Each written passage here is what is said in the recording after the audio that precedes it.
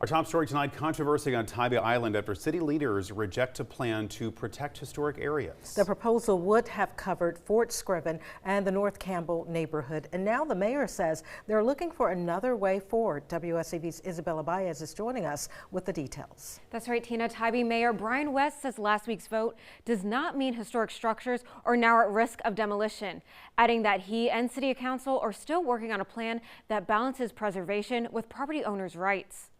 The perception of it is that, City Council doesn't care about the history of Tybee, and that's the furthest thing from the truth there is. We absolutely do care about history. During last week's meeting, Council voted 2-4 against designating Fort Scriven and the North Campbell neighborhood as a historic district, a plan that has been in the works for the past 2 years by the Tybee Historic Preservation Commission.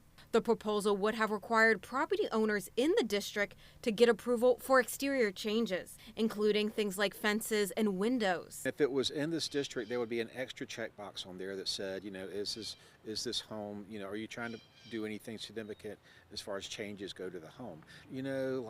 Try and make it look as original as you possibly can. The district includes 124 historic contributing properties, along with 75 non-historic properties that would have been subject to the same guidelines. West says that raised concern among residents and became a key factor in the council's decision. Yeah, we absolutely need the protection for those facilities. We just have to find a way to do it that doesn't also include properties that don't necessarily need protection. In order to get the designation of it being a historic district, you have to include everything. So the people that are in those homes would have to trust that the commission is going to let them do what they want with their own property. West says the next step is for city staff to explore alternatives, including a conservation district or overlay that could still offer protection.